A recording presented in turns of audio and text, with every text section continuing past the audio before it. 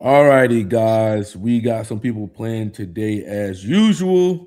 If you guys are new and you're joining us for the first time, essentially what happens is um, this allows us to see how people are processing information, right? It's the core type, it's not like the exterior, right? Um, it's the actual core type. So what are like who are they? Who were they as a kid, right? What they come in this world as, okay? Not like everything that they have processed and things that have developed, like the developmental type. So ZT, anything you guys want to say? I don't think so. Not really. Yeah. Right. We're gonna be typing Larry Wheels first, Yeah, yes. and who else was it? We got Angelina Jolie, Sky Bri, and then if we get to that one guy, what's the Freeman. Freeman Dyson. Yeah, Freeman Dyson. We'll get to him. But yeah, guys. So if you are new here, just follow the interaction styles, our other videos, because we're not gonna really be going into depth on the interaction styles. We're just gonna be calling it. So yeah, let's go. All right. Yeah. So Dummy Base has Larry Wheels as an ENFJ. Okay, guys. They got him with 134 votes with INFP second. Wow. INFP. INFP second. Holy. Holy. Well, that's the dummy base for you, man. Okay.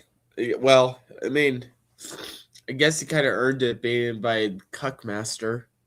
I don't know. I don't know. I wonder if that's just a gag, bro. I don't know. I wonder if it's just like a gag. I don't know. Well, there's all those text messages though. Those I don't know. It's a little bit yeah, the suspicious. text messages too. Shit. Someone said Jack INFP. He said jacked INFP. Yeah, it's got to be a Jack INFP. So guys, so INFP, not INFPs, they type them ENFJ. So ENFJ is the direct, they're initiating, their outcome, their affiliative, their motive, their abstract, the TIFE, and the SENI. If he meets those metrics, we will type him ENFJ. If not, we'll find his real type.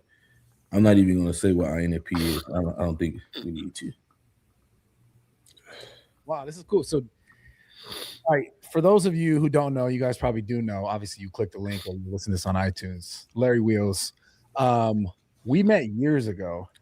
Back in 17, is it? Yeah, 2017. Okay. It's honestly a really cool story, I think we have a cool story. Most definitely. We did some work together early on. I remember you, man. You were like, after me, you were one of like, you were coming up, and I remember looking, I was like, damn, this guy's like easily one of the strongest people that I've ever seen, like on the internet and like doing cool shit. I found you. I don't know, reached out to you, and you were still in New York. All right. That's right. That's right. That's right. Why don't you tell the story? I don't want to tell it. Sure. Yeah, you should tell it. First off, thanks for having me here. Dude, you're more than welcome. Very happy to have you here. Oh, yeah. And so I don't remember the conversation that led to me being there for the grand opening, but much like you, I wing it, I go with the flow, I take opportunity, I see it. And opportunity came knocking with you. Yeah. SE? No questions asked. Yep.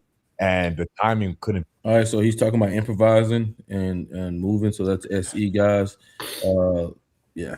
Be more perfect, because I don't remember if I had competition shortly after the gym opening or not, or maybe I was. The spotty memory shows you that he's more SE than anything. SE looks at like memories from like a big picture perspective, instead of like the small details like SI would.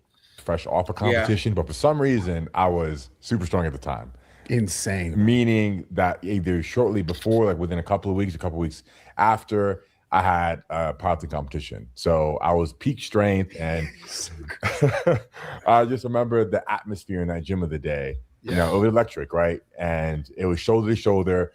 You know, this is pre-COVID. So this was a beautiful time. Also in the fitness industry, this was a beautiful golden time, man. It really feels like you're looking back. Yes. And I remember around that same time, this was my first time at LA Fit Expo, and that same shoulder to shoulder, pack like sardines environment is what you created at your gym opening. And so he's talking about the environment here. That's also SE. Yeah, We're a lot of talking we're talking about the environment here. That's SE. What's going on in the environment? that couldn't have been a better time for He's me. being very clear and concise attend as the PR. well. And that's exactly Clear, concise, has the choppy way of speaking. Yeah, looks like Dwayne Johnson. Talks like him too. exactly what I did. I remember I benched like 600 plus. Yeah. It was nuts. And the crowd was wild. And nowadays, most of my workouts aren't as exciting, Different so now. it's different, and it's exciting. I mean, like those days where not only am I hitting a PR, doing a person best, whatever, but also having that kind of support all around me, creating the atmosphere, right? That triggers my adrenaline and it creates like these really powerful memories. Yeah. All right, so he's being nostalgic right now. I would say that's SI posing. SI posing. Missing out. Yeah. And that's definitely one of them. Yeah. That was a beautiful time, man. Yeah. The grand opening. That shit was different, dude. Hell yeah. There was a lot of wild stuff going on. No doors got kicked down, but it was still wild. They getting kicked down on this one, man. But you've done some crazy things over the years. You've obviously like in crazy strength gains, physique gains. You've done it all. You've done like the powerlifting stuff to the craziest degree, you've done the bodybuilding stuff, and then you started doing the strongman stuff, and then you got fucking injured. Yeah, and it sucked that it was my best arm too. Like my left bicep was my best. It was a better bicep. It had to be that one. It had. If I got injured, it's gonna be my left too. My left is my good one. So definitely don't do Atlas stones. It's not worth it. It's Ever? Just don't even bother. So I guess in your mind, like you're doing all this, you're coming up. Because how old are you right now? I'm 28.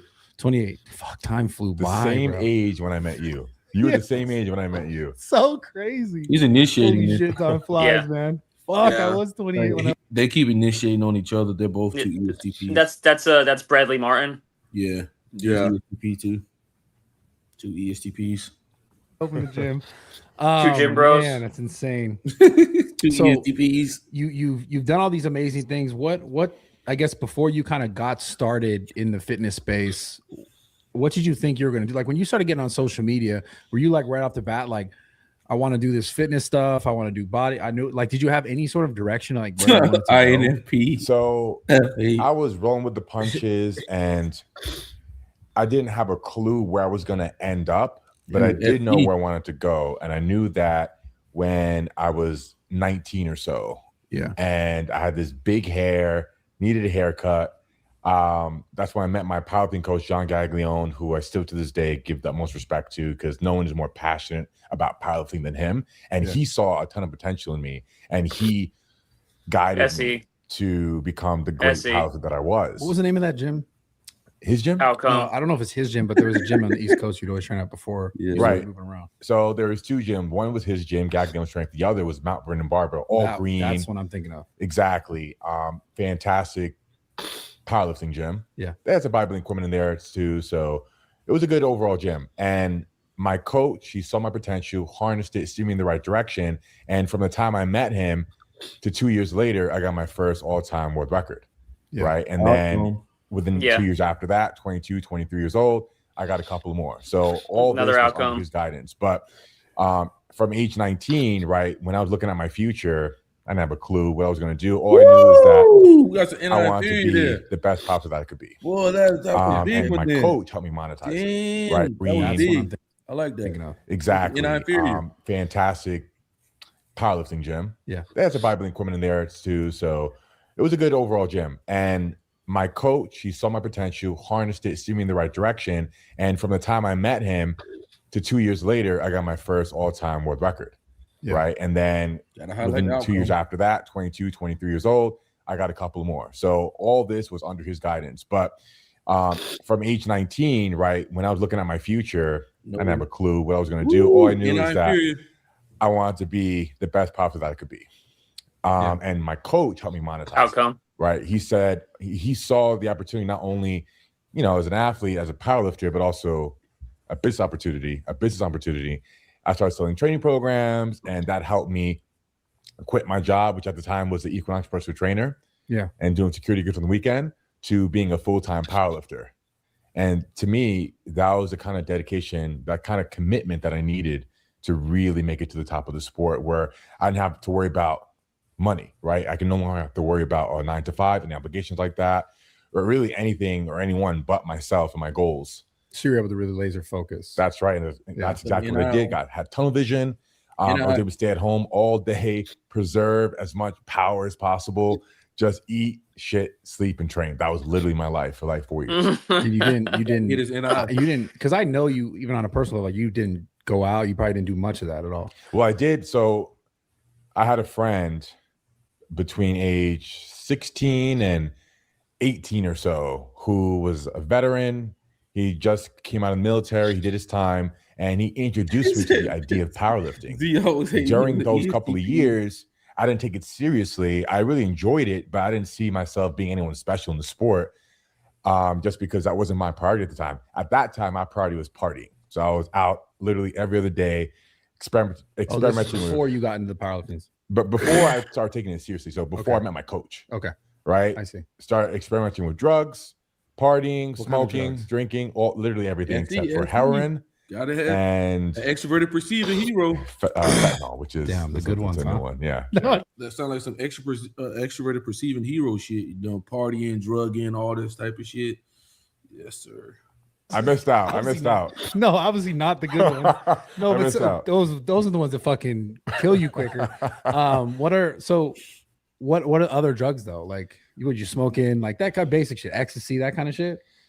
Like you were just yeah, tell us, bro. Unless you don't want to tell everyone right now? Yeah. Okay. So unless you don't want to. no, I'm happy to tell you. Okay, Look, I'm an yeah. open book. Yeah. And it's behind me now. This is 10 years ago, even longer. So I started experimenting with drugs when I was 16, and it was the influence of my best friend at the time. So this best friend for me was at the time definitely not a good one, but a role model and a father figure. So I'd look up to him. He was like 24, 25, so much older than me, you know, and in my eyes at the time, he had everything going for himself.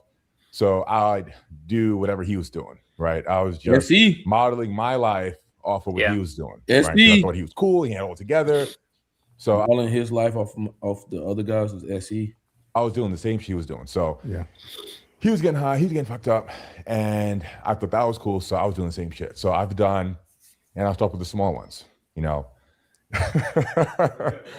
Yeah. It's all coming back to me. I'm just buying myself time to get. Okay, so It's all coming back to me. SE. smoked weed, SI. done cocaine, done crystal meth. That's all right. I've done crack.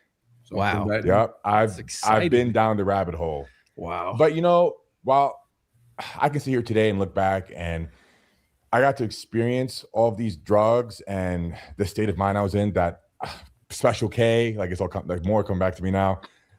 That's why it was easier to name up the ones that I didn't use. I see. That's damn, yeah. Listen, I went down the rabbit hole, and when I say, I made a post just yesterday about how the gym saved my life, because do you understand? Like I saw when you were skinny. Exactly. Yeah. Still kind of muscular though. I've got great genetics. Yeah. And that spells it right there. I had great genetics, but I was working out. I was Dwayne Johnson. super active, ride my bike every day for hours. So, anyways, But that's when you were a crackhead. literally shortly before. Sorry. I'm fucking with you. No, okay. So I like this. So when were you like, fuck all this? When you found your coach and you started taking it serious? So this friend I'm speaking of, and out of respect, I'm not going to mention his name, but Fair, yeah. FE. you know, he ended up getting addicted to crystal meth, becoming homeless, and to this day, as far as I know, he still is. And ENTP. you know, I saw once that happened, once he literally like lost his apartment, he lost his girlfriend, and he lost his job, and I was going down the same path that he was. That was a reality shock. Okay, wait, if I keep doing this, I'm going to be in the same position as him, if not worse. Yeah. Right. Yeah. If this this and that. like now. So that's why I decided to pick my poison. And my poison I chose over party drugs was steroids. Yeah. Right. I ask you about it. Exactly. So when I was 17, going on 18. I don't think I hate on ESTPs ESTPs during tier lists. quit. But I going hate out, on everyone right? though. Quit So I don't know what partying. you're But funny referring enough, to. like 16, 17, you're not even legally old enough I to think go out. that's But more he was working on Thomas. security, so he got me in most places. Yeah. And anyways, I made that decision to go Very cold turkey concrete. and stop doing drugs. Stop ruining my life. But it's Yeah, almost a there's blessing in nothing disguise abstract that about this anything he's happened so saying. much earlier in my life than Yeah. maybe for some others, right? And I saw Yeah. that where I was going was where he was going, so I made a decision. Not fond on of steroids, anyone. and that's when I started taking powerlifting seriously. Now I didn't know how far I can get, so I met my coach, but I would slowly but surely start comparing myself to I didn't know how far I could greats in the get. sport powerlifting, like Pete Rubich, Chris Hickson, Eric Willybridge, for example. They were my idols in the Thanks. sport. Yeah. And I said to myself, look, they're doing this at this age, so by the time I'm their age, I can maybe be where they're at, if not better.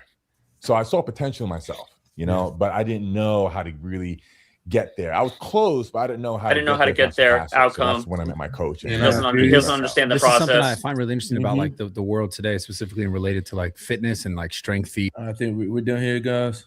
Yeah, I think so. So Dummy I've Base had enough got of this. Dummy Base got this one wrong. They got him as ENFJ. And well, I mean, he is the cuck master. So They were in the ballpark, I guess. Yeah. I mean, yeah, but I mean that's at least they got in charge. Well, I guess They got in charge, too. and they got FASC and the optimistic slots, if you want to call it that. Yeah, you giving them a lot of points there, because you giving them a lot of points because I am not. They fuck this up. They fuck up everyone's. No, I mean, I don't know. He does. I mean, like the cuck chick doesn't really seem like typical ESTP behavior to people, but I don't know, man. The FE it's child, pretty. But yeah, FE child, man. I hate to say it, but there's a pattern amongst ESTPs and like Adam 22. I mean, Adam 22, he just opened the door up because he wants to just fucking be a crackhead. Like, if you're gonna be a crackhead and you're gonna be fucking all these girls, you think your girl ain't gonna say, "Can I do something?" If you've been always doing something, that just opening the door up. Like that's gonna happen. Like, he's a total degenerate. Like, yeah.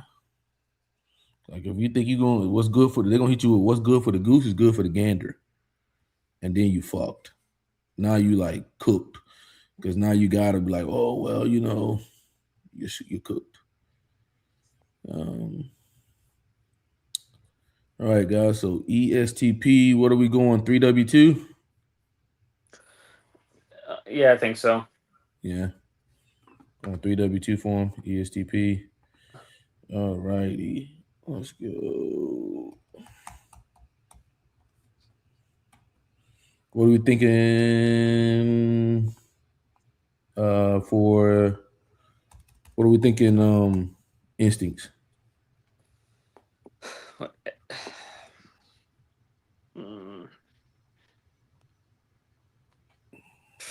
SOSP? I'm just wondering. I'm wondering if sexual should be in there or not. You thinking SPSX? I don't know. I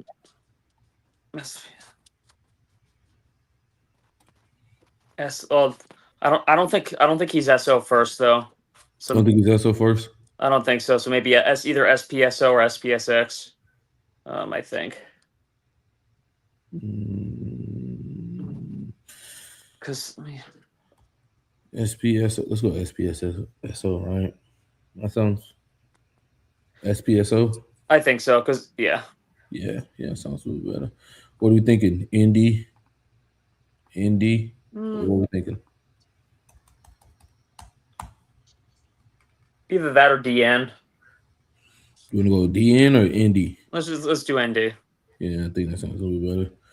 What are we thinking? Above average? I guess so. Yeah, but I think we have to go above average. Yeah, I mean, it's crazy. Bradley Martin's the ESTP too, but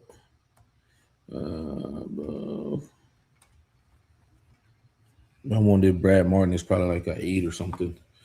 All right, guys. So that's what we got for Larry Wheels, guys. That's what we got for Larry Wheels. Where Big Z at? Oh shit! I got kicked off. Oh shit! And yeah, my Wi-Fi's bullshit. All right, so clean the board. Now we're on to Angelina Jolie, or do we want to do Sky Bri? Which one? Which one you guys want to go? Let's just get Sky Bri done real quick. This is gonna be fun. Sky Bri. Okay. Let's see what they got at Dummy Base. Is she even on there? She got to be on there. Oh shit, she's not. Sky. She's not on there. Let me see. Is she on there like her real name? Like, is it?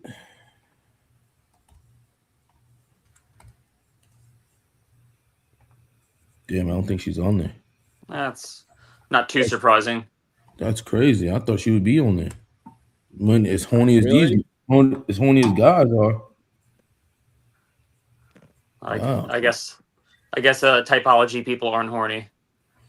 They got Bonnie Blue. How they got Bonnie Blue on here? Not They her. do. Yeah, they got Bonnie Blue and Lily Phillips and shit. Yeah. That is crazy. Okay, well, obviously we don't have to deal with them fucking it up. Okay. So that's good from that note. That's weird. That is the I strangest. thought she would be on there. Yeah. Maybe. Yeah. Yeah, I thought she'd be on I'm a little surprised. Oh, Lily and Bonnie are more provocative, though. So everyone knows about them. Yeah, I guess so, right?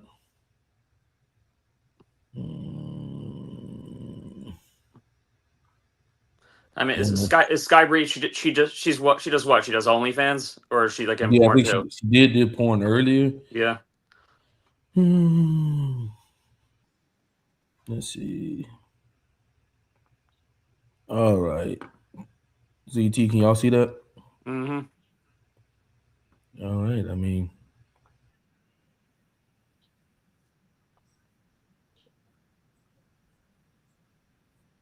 I don't hear it though. can you hear it? No, the volume's on. No, it's probably me. Zara, can you hear? You couldn't hear, can you? Zara's gone now. Damn, Zara's out again.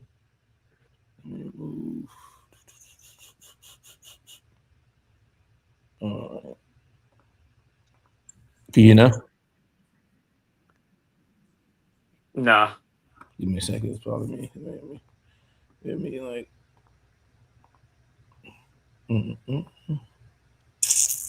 Thanks. No, it's probably me, Z. All right.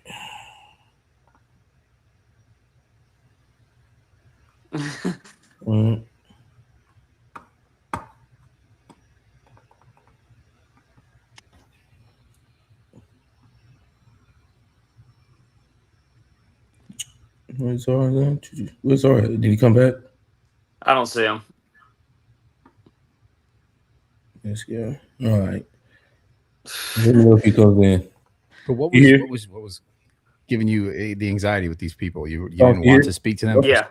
Or What do you mean? like you have being socially awkward and feeling disconnected from or shy? Like I had really bad social anxiety. like get onto social All right. motivations. That's the best way I would describe like microdosing for me. Mm-hmm. Like there are times when I've been on mushrooms where I feel extremely like way too much. Mm-hmm. Like you've never had experience where you're like, whoa, this is too much.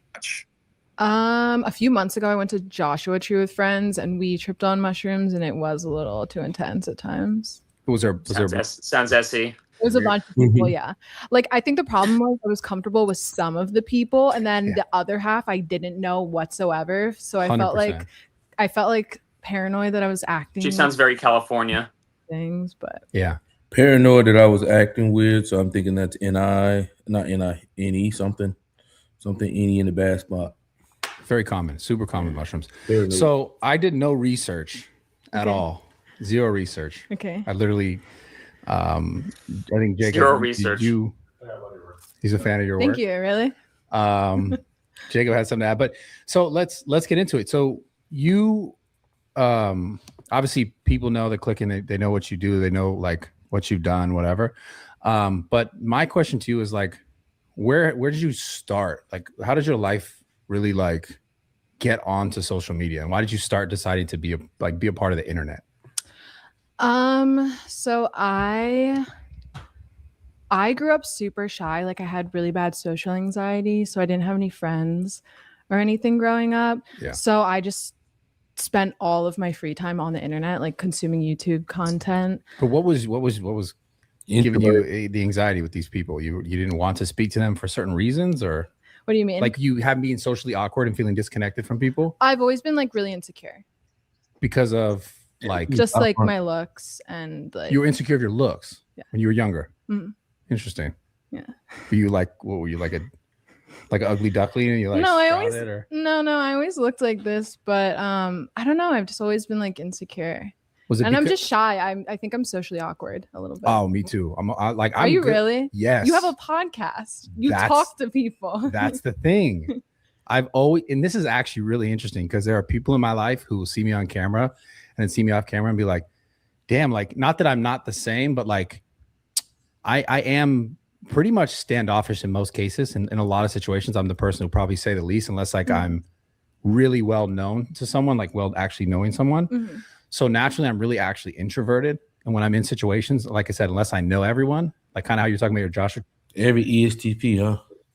I'm very introverted.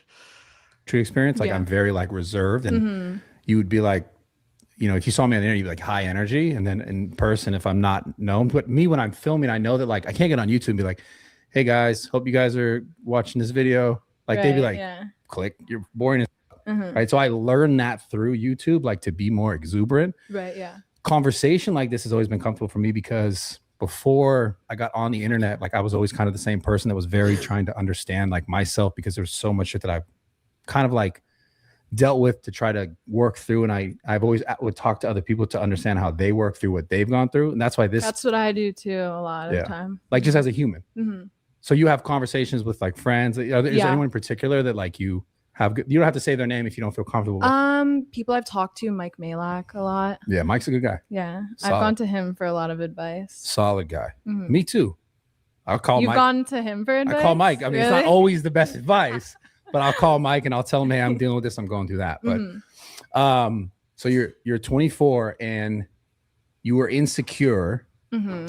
And then you would be like, I guess, introverted, and you would like avoid people. So you'd be like all over looking at the internet, and you were like, I could do this, which is weird. Is that what you said? No. So I never thought I could do it. I consumed so much content because I was living through them. I was always like, I can't believe people are like able to talk this well and like have this many friends and stuff. But how I got into it was I was working at Target for over 3 years. I worked in the beauty department, and I would always have one AirPod in while I was working, and I would be listening to Here comes the journey. Here comes the journey. Here it comes. Here's her come up story. I like really like hip hop media. From rags to riches. I like became a fan of that podcast, and then they announced that they were starting a Patreon series and having girls on that have OnlyFans accounts, just to sit them down and interview them. And I was like, holy shit, I love this podcast. It's kind of my dream to be involved with it. And I obviously have like no relation to like hip hop media. So like, this is my chance. Like they're having OnlyFans. This is my opportunity. So I had an OnlyFans at the time. It had like maybe 200 fans. SC, this is my chance. This is my dream. And I got to take advantage of the moment. Just people that I went to high school with. So, and this was a few years after I had graduated high school. I had my OF, and I was super, super small. So, but I still was like, oh my God. Wait, you started OF when? I started OF maybe 3 years ago when I was working at Target. So he initiated that on her. Yeah. And so you're working at Target, and what are you posting on OF at the time? Just nudes. I had maybe like 2 sex tapes out with my ex at the time. So you're working at Target, you're like, fuck it. Yeah. I'm down to do pragmatic. Fuck it. I'm down for this. Yeah. Do this. Yeah. Did you ever have a reservation in the beginning? A little bit, but posting nudes I was completely fine with, like Top and that, bottom. like yeah. Okay. I felt, because I'm super confident in my body. Well, so when did that change? Like, because before you were really unconfident. So I've always known I had a good body, but just I was always insecure with like my face or like the way that I spoke. Okay. But yeah, you made me lose my train. No, of yeah, thought. no. We're telling the story. You're. When my real question is, So are you there? you're working at Target, Yeah. Yes. and you go, "Kid, I'm gonna do this," Mhm. and you're completely comfortable with doing it. It was really small. I was only making like maybe $2,000 a month off of it. It wasn't anything insane. Selling nudes. Yeah. Yeah. Okay. So And it was just like people from my hometown that were subscribed to me. It was just basically like some extra pocket money so that I could like go out on the weekends or like maybe go to the mall and buy things that I wanted.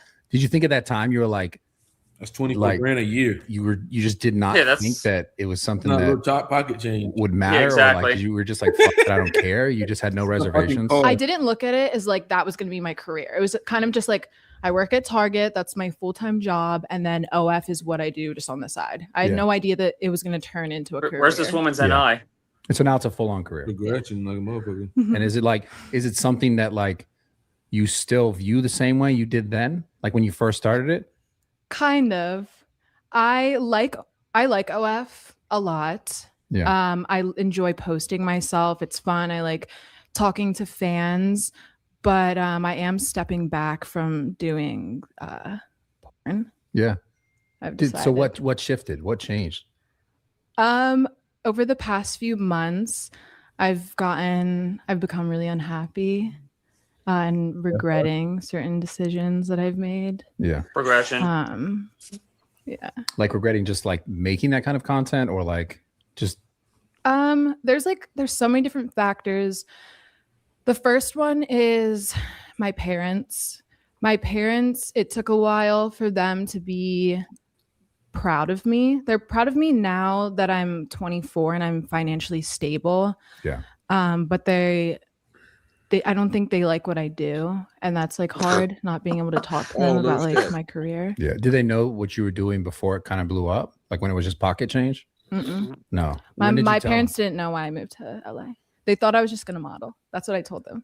them? But then I think my whole family like stalks my social media and stuff, and I think my aunt one day went onto my Twitter and saw Oh, like that's what's going down on trailers Twitter. of just straight on Almost. pornos and sent it to my mom. And I remember getting a text from my mom. She was like, "Skylar, you lied to me. You said you were."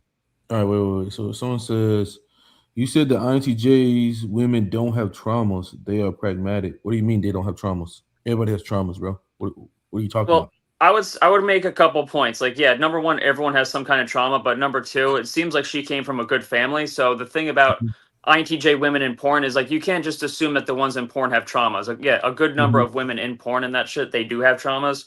But it's for all intents and purposes, it sounds like she came from a good family.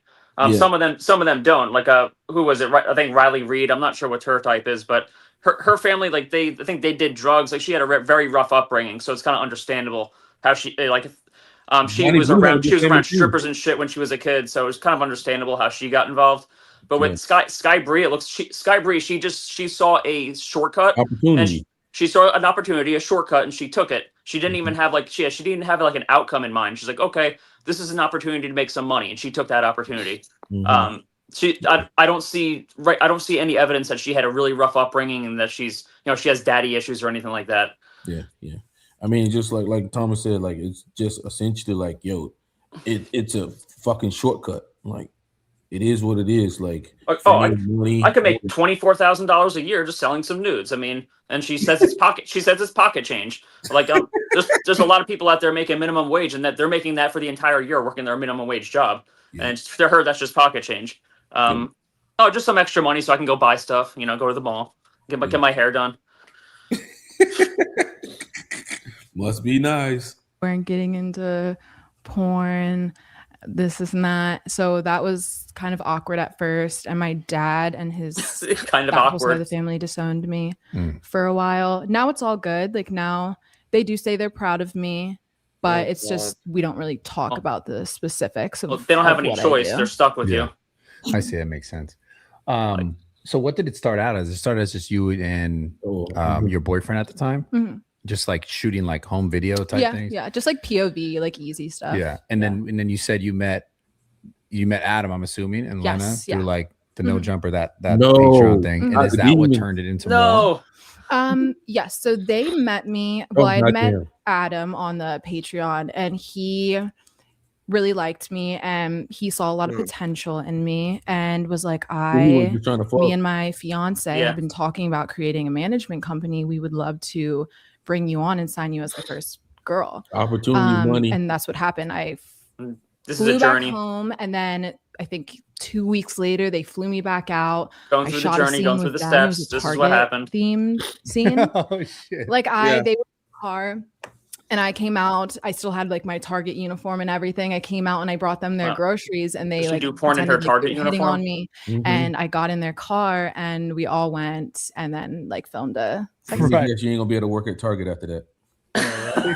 And then that tape went like pretty viral because we posted like the beginning clip of them picking me up from Target onto TikTok, and that went viral. And then that was also just the first time that they had like signed someone, so it was like a big deal. Yeah. So so you've done it for how long now? It's been just over a year. Yeah. Mhm. And when did you start to be But like, see, that's maybe the this crazy is thing not? about like INTJ women. Like they're so pretty that they blow up so fast. Man. It's like it just seems way too fast. Like it was just a year. It was just like 2 years ago. It's like, Jesus Christ, man. Too easy. I mean, like I said, man, if you're an INTJ woman and you're pretty, you should be cashing in on your looks. I don't give a fuck. I said it. Cash in. What I want to continue to do. I'd say a few months ago. Yeah. Could like, and so you're gonna completely stop, or are you gonna do like you're gonna transition to what you put behind the paywall? I'm always gonna do on like OF. I enjoy doing solo content. That's super fun for me. But just stepping away from working with other people, I think is in my best interest right now at the point that I'm at. Yeah. Because just mentally, like what is it? Honestly, a lot of it is hate comments that I receive. Because I didn't have any friends growing up, I've always been so isolated. So then being thrown on the internet, sex workers in general, like they receive a lot of hate. Yeah. And so like just being bombarded, the bigger and bigger I get, the more hate I receive. And that's like really gets to me and has been really getting to me the past few months. Too sensitive. And also I think I've just become really desensitized to sex and relationships. Really? Like as just like sex, like pleasure, or just like even wanting to do it? I don't have sex in my free life, but like in my like actual day-to-day life or anything. Really? Like with normal people, no. Any sex that I have is on camera. And it's not that much. Like people, it's weird because the internet thinks that I'm like crazy and I'm out like fucking everyone, but I really don't have sex that often at all. Yeah, unless you're at this performing. Yeah. And that's the thing. I don't want it to be like that anymore. Because I think I lost track of like sex is special and I want to be able to experience that again. Yeah, the intimacy in it and not just like the performance of it. Yeah. Was it anything in particular that really shifted that? Honestly, a big thing is I broke up with my boyfriend to move to LA. Yeah. There was nothing wrong with us. We were in like a happy relationship. I think I was like 21 when I moved here, and he was only like 20. Yeah. And I didn't want to have to move us both out here and have to financially provide for the both of us. So I was kind of like, hey, like. But wasn't he in the videos? He was in the videos, but like he was no face. Like didn't want to ever be like He's not committed to the vision or known for this. Oh. And but his dick was in it. His dick was in it. It wasn't worth anything, or what was? No, he has a great dick. He has a great dick, but I wanted to work with other people too. Got it. And he wasn't okay with that at first, but then he was kind of like, okay, I am okay with you working with other people, but I still just I guess I wanted to be selfish and move to LA. I was 21 and I wanted to be able to like whoever I wanted and not have like a boyfriend at home. Yeah. So I moved to LA and then set your watch to my vision. I got to get rid of you. You're not part of the vision.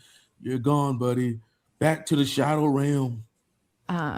Over the summer, I found out that he got a girl pregnant and the baby was just born. Wow. And Congratulations. congratulations. I am happy for him. Yeah. And that kind of like hit me hard because I still loved him. I guess in my head, it was like, I'm just going to go to LA for a little bit, do my thing. And like my family and my ex-boyfriend back home were going to be on pause. Like I was eventually going to be able to come back to them, but I got just too carried away with the whole social media thing. Like I didn't know I was going to blow up this fast. They're just waiting for you to do your thing, and they're just waiting for you. That's crazy. That's some delusion. That's like that's NI drinking the punch. But that is some INTJ shit though. That's me syndrome. That's me. Everything's about me. Everyone's gonna pause for me. Like that's crazy. Stop. The world doesn't stop for you, and like no one. Like, oh god. I want to finish like the last 2 minutes out and then move on. Let's not even say finish. We're in the same sentence. Yeah, it's interesting. I'm finishing the same sentence with her off screen. She's used to guys finishing. Yeah. Yeah.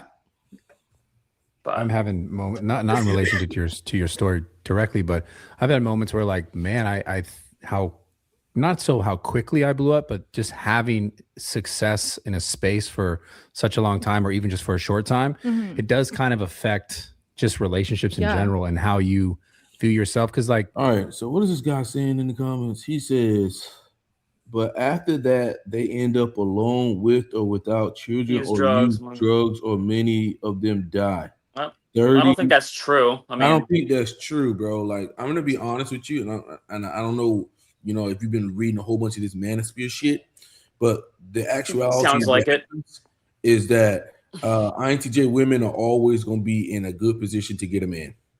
Just is what it is. They're pretty. Guys want them. They're always going to be in a position to get a man. Most women in general are always going to be in a position to get a man. They may not be able to get the guy they want, but the everyday guy who will literally work hard and probably like make sure that they don't have to work is always available. Sorry, bro. Sorry. I think probably the biggest thing with a lot of these girls who go into porn, even so, like some of the best ones, like like the most popular ones, like Lana Rhoades and Mia Khalifa, is I think when they kind of age out of porn, I think they can kind of struggle to find the guy that they want to stick to actually commit to them, because it's like their past taints them, And the thing is, a lot of guys are just not going to be okay with that kind of past. I think. Well, the guys they want. They could find a guy, but like Mia Khalifa, she got done with porn, then she married a guy, and like it didn't last that long, and then they broke up. And then like Lana Rhoades, she's had her issues, so you kind of see this. Riley Reid, she's had her issues. They want the NBA players and shit. That's what they want. They want NBA players, fucking high tier models. They want fucking high tier movie guys. And yeah, they can't get that guy because that guy's got so much access to so much. But the everyday guy, easy money. It's all because if they want to find somebody who doesn't know them from porn, it's kind of hard when you're, especially for the really big ones. It's like they're gonna know. Yeah. But yes, I mean, unfortunately, some of them they do drugs, and like there's that one chick, Emily Willis, who she abused ketamine, and now she has what's called locked in syndrome, where she's aware of what's going on, but she's like a vegetable essentially. So unfortunately, I mean, it's a crazy lifestyle. I mean, if you're getting involved in that shit, like crazy, drugs and crazy shit can come along with it. So you have to be careful. And I think the thing with Sky Bri is what I'm noticing is that she's kind of aware of her limits. She wants to set limits so that she doesn't go off the fucking rails. Is what it sounds like. Yeah, I think she's aware. She's aware. So she sounds like an idiot, but she's actually, I think, more intelligent than a lot of these women. Yeah. She at least has self-awareness. Yeah, I think she's actually way more aware than like people think, right? I think like she's got that little ditty to her. A little bit of a persona, guys. So I'm just letting you know. Yeah, just like Paris Hilton, it's a persona. People think she's an idiot. That's a role she plays for the public. Is like this the ditzy blonde. Mm-hmm. Yeah, because I don't know. It's they don't want to play like they're masterminds, like then Yeah. you're showing your cards. Yeah, you only find out Guys that guys want to see someone kind of stupid that they Mhm. think they can take advantage of. That's why they play that role. Yeah, Just saying. it works. It works. It does. It's a pragmatic move. It's a pragmatic move.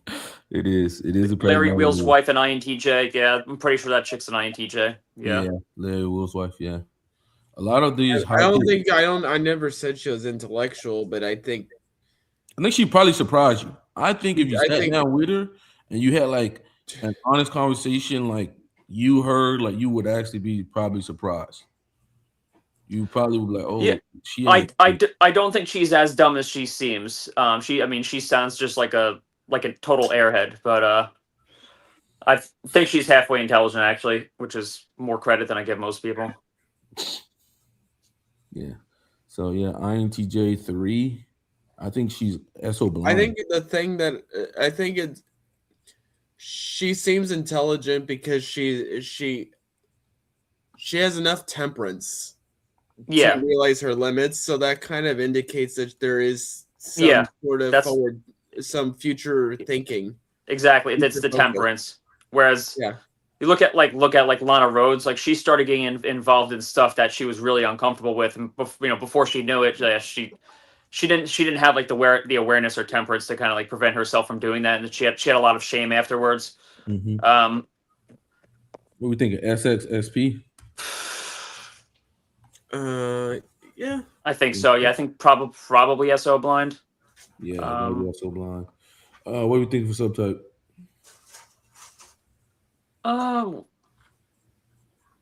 I guess she has to be normalizing, right? NH? Maybe. I don't know. Maybe NH. NH? Yeah, go for it.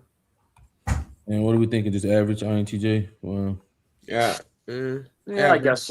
I mean, for Enneagram 3, she's like, she's pretty average, I think. She's not, she's decent, not special, though. Yeah. We'll go average. All right, so that's one. Above average porn star. I mean, it's just amazing how quickly, like, bro, it seems like she hasn't had to do a lot to get where she at, which is fucking, it just shows, man. Pretty face goes far, man. It seems like there was like nothing. There was nothing to her come up stories. Like, I just started going viral. Some random guy just said he wanted to manage me, and then after that, I was going viral, and I no longer work at Target. She's still stopping Target from time to time. Say hello. I'm sure she does. Just to laugh at them and call them brokies. Y'all are brokies. And she just stops by. I was just in Target. All right. Okay, so now we are moving on, ladies and gentlemen. We are, God damn it, I see it. Oh, fuck. Gillis. That would be an I'm not 100%, but he's a comedian, so I don't know, maybe ENTP. I mean, generally, your comedians are going to be ENTP. He looked like he was almost nerfed with the syndrome. Pull him up. Okay, he looks what? He looks like he was almost nerfed by the syndrome, but it didn't quite catch him. Shane Gillis, is that what syndrome? Down syndrome. Oh, okay. Is he Down syndrome or something? No. Is he a big? Looked like he almost got nerfed by it. That's what I said. Okay, Shane Gillis. Is he? He does a Trump impersonation, but he's in general he's just a comedian. He does great impersonations. Yeah. Uh-huh. What do they have him as? He almost looks like he almost got nerfed by. They got him as ESTP and then ESFP behind him. Okay. All right, guys. So you guys can see that, T? Y'all can see the board? Yeah. All right, so guys, we're doing Shane Gillis now. Yeah, because I mean he super chatted it. Really? Oh, I didn't see that. Okay. Yeah, so he's ESTP. So direct, initiating, outcome, pragmatic. Oh, that motive, was concrete. I got it. TIF. That'd be better than my impersonation. You're very right about that. Thank you for noting that. Okay. Very well. They got 48 hours before they do a ceasefire. Now it's 5 days because we had very productive talks. But he lied, bro. He's such a lying piece of shit. No, bro. It's crazy. Iran actually came out and said that they didn't even have a conversation with him. They said they did or no? They didn't. They never spoke. So Iran we had a great talk. Okay, Him and Beebe are lying left and right like that. Okay, No, bro, State is a pathological liar. Bro is a pathological liar. he is. He talks to himself. That's all that matters. He talked to a former president. He was 45. Okay, you look at a guy like Chuck Norris. He was a great supporter, great guy. I love Chuck. Yeah, you look at that. Chuck Norris. You love Chuck. Okay. He's a great martial artist. He really knows how to throw those kicks, doesn't he? Okay, guys. I taught him everything he knows. Yeah, you look at that kick. No one's seen a martial artist like that before.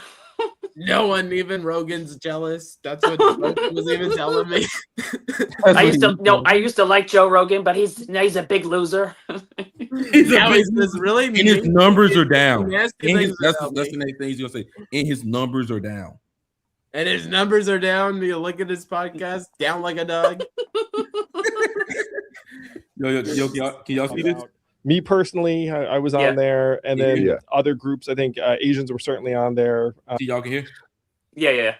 Maybe some others.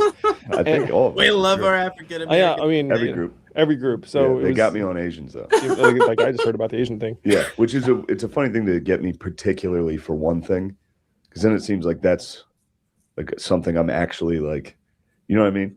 Now it looks like I just am a guy going around like fucking I hate Asians. It's like, no, dude. Well, you know what I mean? It does make sense because that's the way I remember. All right, so we have typed Andrew Yang in the past. Andrew Yang is INTJ. A great news coverage, and that's obviously how it came to my attention. So I see this, and then I'm like, okay, who the heck is this guy? And my wife's like, who the heck is this guy? So we sit down and watch some of your comedy, and pretty quickly conclude that you're not some malignant, rancid, like ranting type. Yeah. That you seemed like a comedian. And at that time, I made a statement saying, look, like, I don't like some of this humor, but no one should lose their job over making comments on a podcast, and I didn't say this at the time, but it was like podcast that frankly no one fucking heard. I mean, like, it's like that no one listened. No one listened. And so someone took the time to be like, okay, here are these things. You're an up and coming comedian. I thought that in this case, it was like, look, and at the time, even when I made this statement, I didn't think that they would listen. But I said, as someone who's personally slurred, I don't think that this is something that someone should lose a job over. And then, so during this time, what's happening to you? Just getting canceled. And so what is it just like? Getting crushed. What do you say being crushed? So the news stories start coming out, and then what happens? You just start getting like every tweet ever. Like, I mean, I was number one on Twitter for like 3 days, just getting, because there was a debate. That was the hard part, was like, I understood both sides of the argument. Like I think everyone did. Like he should be fired, or he was just joking. So you go from the highest of highs, probably calling your parents, being like, hey, guess what? Like, that was the first thing I was ever able to like tell my parents in comedy, that they understood. Normally be like, no, Sweezy, definitely not for so and so. Who cares? Come on, Sweezy, put down the crack pipe. I'm gonna be on Saturday. Sweezy says ESTJ. The first thing I just said was TI. TI understand both sides of the argument. That's TI. This guy's probably ENTP or ESTP, bro. Come on, Sweezy. Live, they were like, wow, we're proud of you. Yeah, and it must have been a number of years to lead up to that point, and there were probably times when your parents were not exactly pumped about your career choices. So to rewind a little bit, you played high school football. You attended West Point on a football scholarship. Is that right? Yeah, I mean they give you full rides no matter what at West Point, but I was there to play football. So at this point, and the reason I'm casting this is that your parents are probably pretty proud of you. Well, they were proud. No, they were proud then, and then I got there, quit, cried, did the you can't cry in boot camp. They don't like it. I was a big baby, and I went home, So yeah, they were pretty disappointed. So how That many years sounded like was Journey. it between you saying, "Hey, I'm gonna give comedy a try," and then you're being able to call your parents and say, "Hey, mom and dad, guess what? I'm gonna be on SNL." Eat Kevin, eat 8 or dummy. 9 years. Eat Yeah, dummy. so Yeah. that's a tough stretch, I'm Mhm. sure. And then when the Eat negative dummy. He's coverage morphing started into coming out, Kevin. You look you at probably that read that article and you're like, okay, You look like, at that dumb and it was still terrible trending on Simus, Twitter. you So look at that guy. I went to go do stand. It's been 3 years, and E. Kevin asked me why is TE something, and I'm like, E. Kevin, it's been 3 fucking years. You asking me something you should have known the first day. Poor E. Kevin. And I was like, oh, this is gonna be the coolest night ever. All the Hard comedians are being- gonna be like, hey, being there on it the is, you know. bus. So I'm on the train from It's hard Queens life going on into the the city, and my agent I'm on the calls train, and was sounds like, like did you SI. say Mm-hmm. that slur? And I was like, no. Like I was like, I wouldn't say that. I was like, no, I don't even. Why would I say that? And then she was like, here's a video of you saying it. And I was like, holy shit. And then, so you know how it is riding That's the like train. Journey. You lose service. ugh. So I would lose service for like 5 minutes, and then at the next stop, get a million texts that are like, "Holy shit, you're fucked." Yeah, so I got like gradually canceled every stop. Gradually. It was crazy. Progression. It was surreal. It was totally Yeah, surreal. QC and TP. I don't know how to really describe it. I'm not like. By the way, I'm not. I want it to be clear. I'm not a victim. Like I'm not like sitting here like, oh, I can't believe what they did to me. It's like No, there's a video of me using a slur. It's like there's gonna be some backlash. Yeah.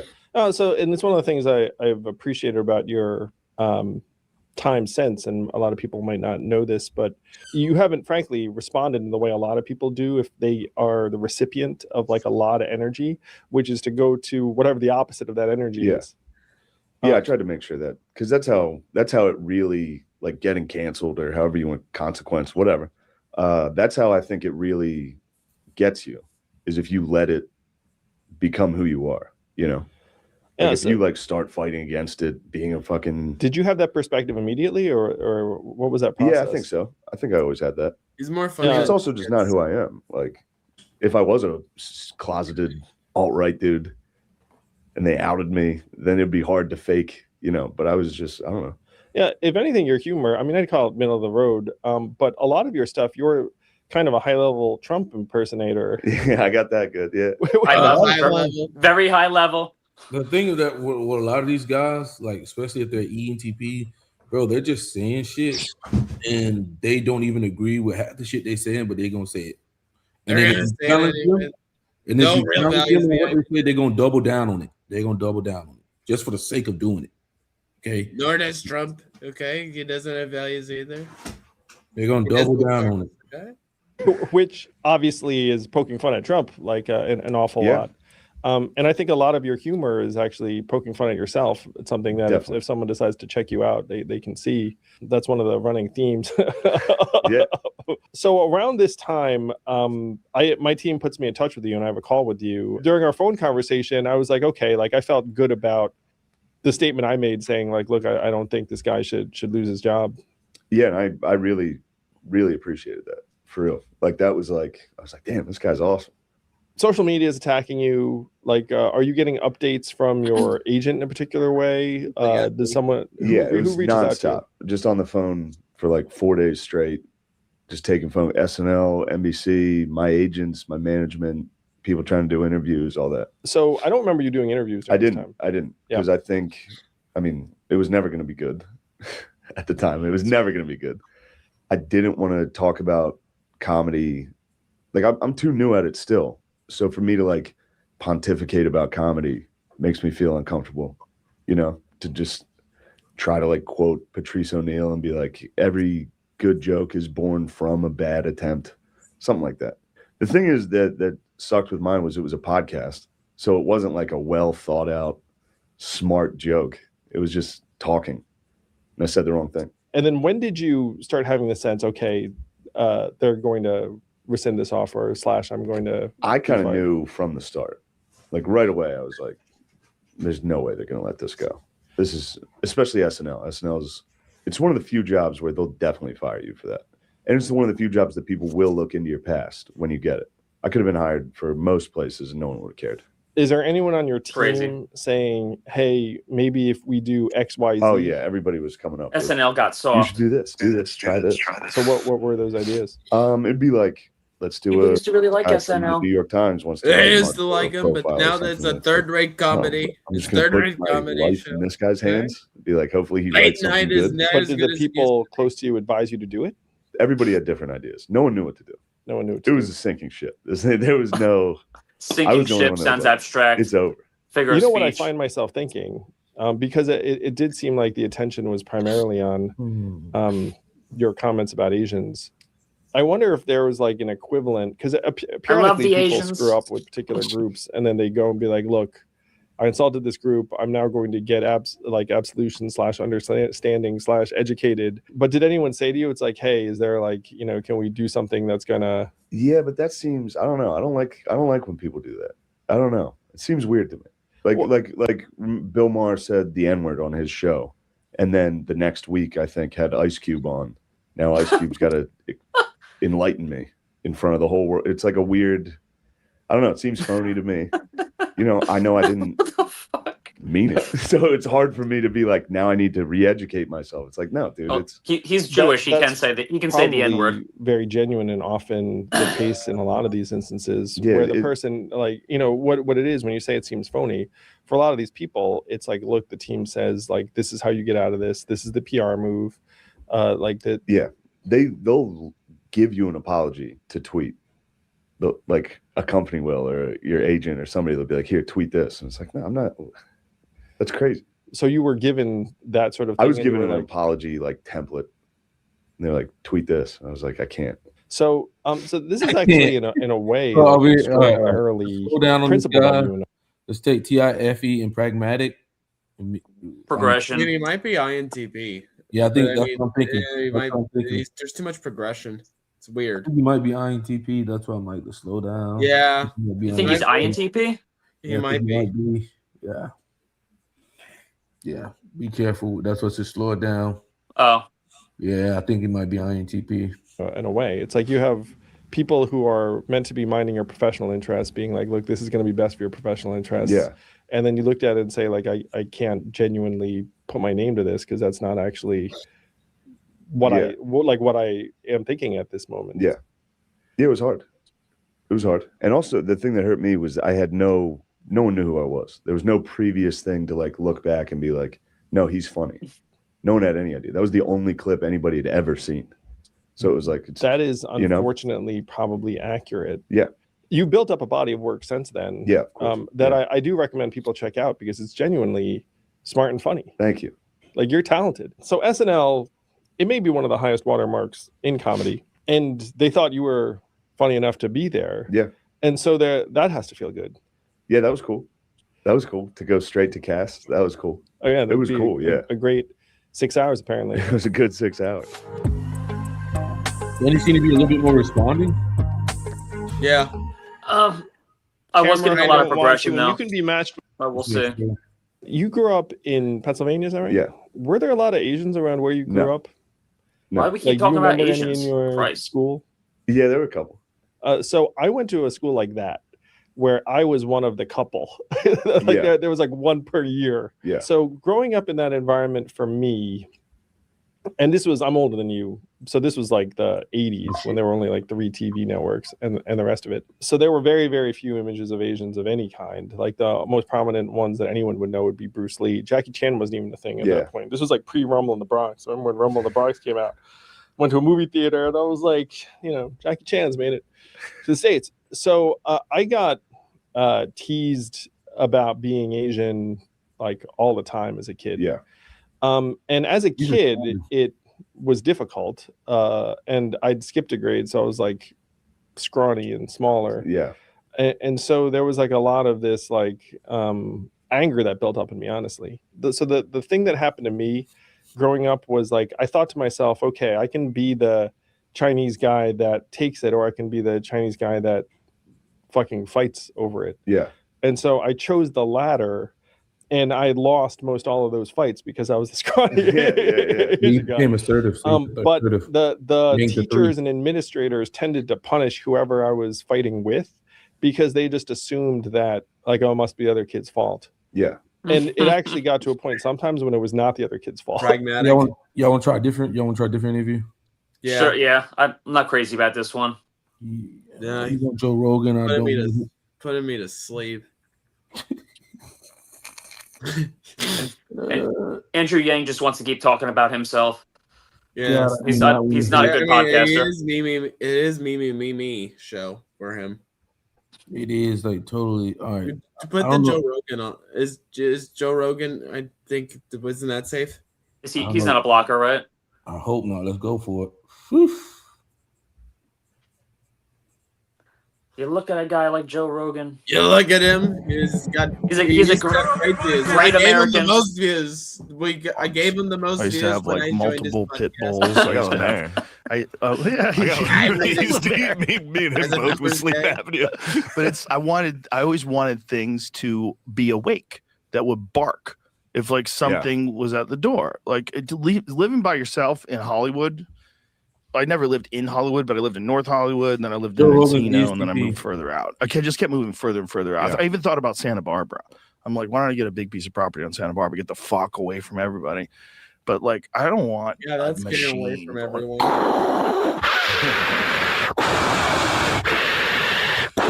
on, Joe. You're not hearing shit. I would be paranoid. I'd be feeling weird. I think when you hit like machine time, it's like, dude, I hope someone breaks in here. Who gives a fuck, dude? I've gotten sleep. I get sleep apnea when I'm hungover. That's when I get it. Right. Like, and do you sleep on your side? I've got it on my planes. I'm waking myself up. Of course. It's so embarrassing. I had to wake this dude up, and not wake this dude up, but tell him once. He might be we're on a long flight. Like you're going to Europe or something, and this poor dude was choking so bad. He sat up, and I said, "Hey, man, you have sleep apnea." Not hearing enough of shame. I go, "Have you ever not seen a what?" We're not hearing enough because they keep the interviewers keep talking too much. Yeah, been tested for sleep apnea. And he was a younger guy. It was like in his 30s, stop talking. No, and I go, "You got to go get tested." I go, "You legitimately have sleep apnea." I go, "I know because I have it." And I told him, I'm like, you don't breathe for like 9 seconds at a time. I watched him. It was crazy. I gotta be honest. Don't get me wrong. You did the right thing, but that would bum me out. Well, he was already friendly with me. Okay, we were already friendly. Okay, because he was like, "Hey, I love your show." Waking up to like a in shape right. dude being like, "You're fat." Be like, I wasn't, dude. I told him I have it too. I was informing him. I'm telling you, I go, it changed my life. And I just told him, I go, I got a mouthpiece that presses down on your tongue and keeps my tongue from sliding back. It's a game changer. I go, dude, you'll feel so much better. Because I watched you choke. Yeah. And so the mouthpiece is tough though. Like if you're laying with your lady, that's a problem. You put the mouthpiece in. Yeah. And she wants to talk. Well, hold on a second. All of a sudden, I'm hard. We should probably have sex right now. Take that mouthpiece out. Yeah, you got to take it out. Hey, baby, are you awake? It's just another thing is mouth tape. You ever try that? Were you breathing out of your nose? I got a deviated septum. It wouldn't. You should get that fixed, dog. Looks like Mr. I'm Beast. never gonna fix anything. Oh, you should get that fixed. I got mine fixed. It was amazing. Really? I didn't get it fixed. I was 40. Yeah. I had it my whole life. You just got nose surgery? Yeah, it was awesome. Yeah, the result is awesome. I mean, I instantly gained like 10% cardio. Oh, damn. Yeah, because you breathe out of your nose now. I couldn't breathe out of my nose forever. I broke my nose when I was 5. I fell down a flight of stairs, and then it was always crooked. Like it's like the bone got fucked. I got fucked. I probably should have went to a doctor. But, damn, Joe. In the 70s, they just fucking dusted you off. Yeah. So, and then I broke my nose. Who knows how many times after that? Of course, bunch of times. Yeah. The most recent one in my 40s, I got kneed in the face in jiu-jitsu. In my late 30s, rather, I got kneed in the face in jiu-jitsu, and it was fucking pouring blood. It doesn't look bad, though. No, it's not that bad. It's not flattened too much because I really stopped striking mostly when I was like 22, 23. I did a little of it when I came to LA again. I did a little sparring. Stop talking. Not too much. Bro, I'm sick of Joe. But it's the guys that just keep getting hit in the nose over and over again. This piece of cartilage eventually collapsed. We're gonna skip around this interview because Joe, he's such a motherfucker. Character. He's always been that guy too. Yeah. It's so fun. I had one of the most embarrassing interactions with him. He just put out White Precious, which was one of my favorite specials ever, and Then I saw him in LA because I was opening for like Big J at the store, and Metzger was Informative. there, and I was like, okay, I'm gonna try to talk to Kurt. This is a big moment for me. And I was like, so when do you think your next special is?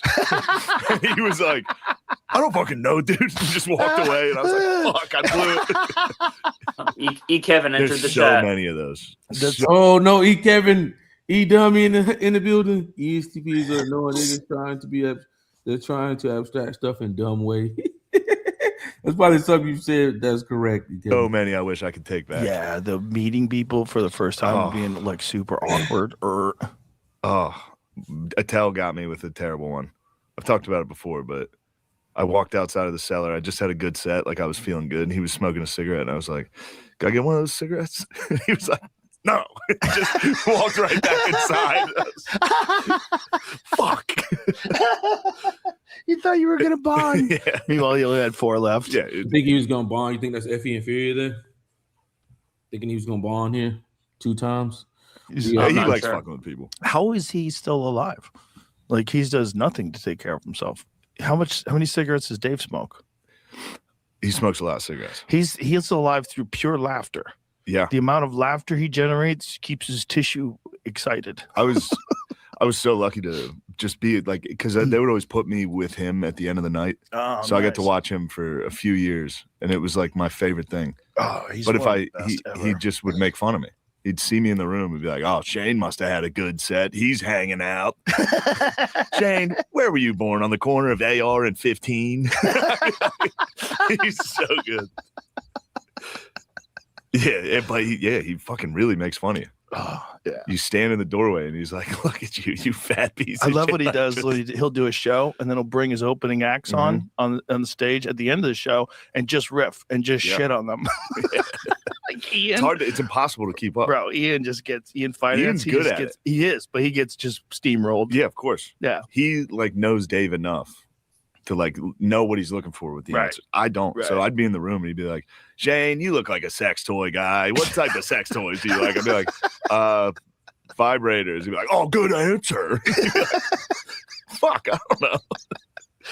The panic when you're a young comic of meeting like an established comic is so bad, very real. This type of the year when life ramps up and demands more of your energy, more work, more plans with family and friends, and holiday travel, all while it's getting darker and colder out. What are we thinking? You can let it all. What are we thinking? I have him as INTP, but he's just. Yeah, I think yeah. That's how I'm feeling too. He's a sneaky one. Yeah, he is. He's a sneaky one. I think maybe he's a 9, maybe not a 5, but a 9. Harmonize with people. So guys, what the good thing about this guy is he's pragmatic. He's TI. So we're looking at either STP or ENTP or INTP, STP or NTP. There's SI there. So I mean, we know we're dealing with an NTP, and he's I think it talks from our first person. Yeah. He's a tricky one because he's a comedian. They can be a lot harder.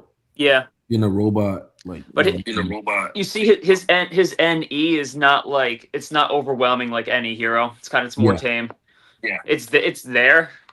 Where's the T? Slower. It's slower. Where's the T? That's the thing. Who said T? I had a point when I said ESTJ. Not really. No, you didn't. Not at all. Not at all. No, Sweezy said the ESTJ lower. Sweezy, yeah, bro. You in the bathroom somewhere lost, bro. I mean, if you said ENTP, I mean that would be reasonable. That's reasonable. Yeah. I mean, close. I don't know if you'd ever find an ESTJ comedian. Like that's a long shot. Yeah, I mean, you got to be able to you got to be able to improvise quick, bro. So you need high SE or any. Either or, you're gonna need one of them, or you're gonna need to be. You might see some INTJs who like super hard trained. Yeah, you'll see. There are some INTJs, yeah, but it's probably more about like being a good writer and like coming up with a good skit. Than just getting up there and improvising on the dime. They're comedy writers. That's for sure. INTJs, they'll do the comedy writing, but. They're probably not going to be working they're probably not going to be in stand up. They're probably there's that one guy. Something I think it's something Brannigan. I don't. Yo, what we thinking? 9? He's got to be a 9. I don't think he's a 5. 9. They have to be like they have to 9W8. be a creative. I would say creative INTJ. You'd have to be. Like Yeah. What do we think about this guy's Enneagram? 9W8. They'd have to be like a Maynard. Damn it, our focus, motherfucker. What are we thinking? 9W8.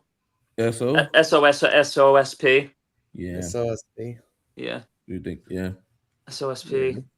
Subtype. What? CN. Yeah. I think he's got to be creative. He's got to be creative. Or CN. Yeah, probably CN. Yeah. What do we think? Above average. Yeah, I think we definitely hit him for that. True. I did not think we get another INTP here. Well, thank God he's not another ENTP. I mean, Jesus Christ, that's getting obnoxious. All right, so guys, Shane Gillis is done. Thank you, whoever requested him. I don't remember your name. I'm sorry. Now we're moving on to Angelina Jolie, right? Is that the one? Mm-hmm. Does Dummy Base have her? Dummy Base better have her. They have to have her. Yeah. That should be interesting. Okay. When you look at the Dummy Base. You never seen her place dumber than the Dummy Base.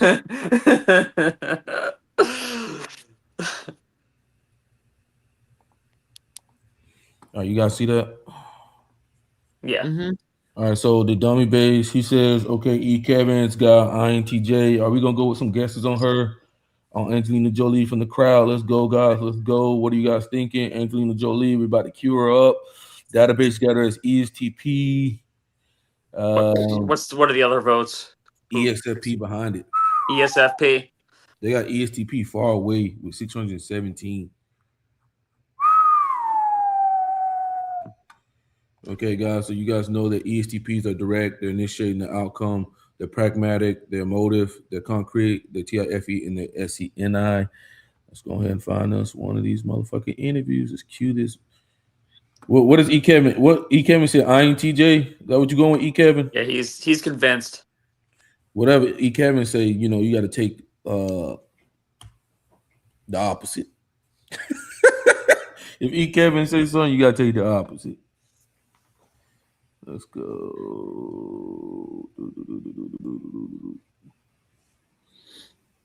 Yeah. Just trying Okay. Let's see here. You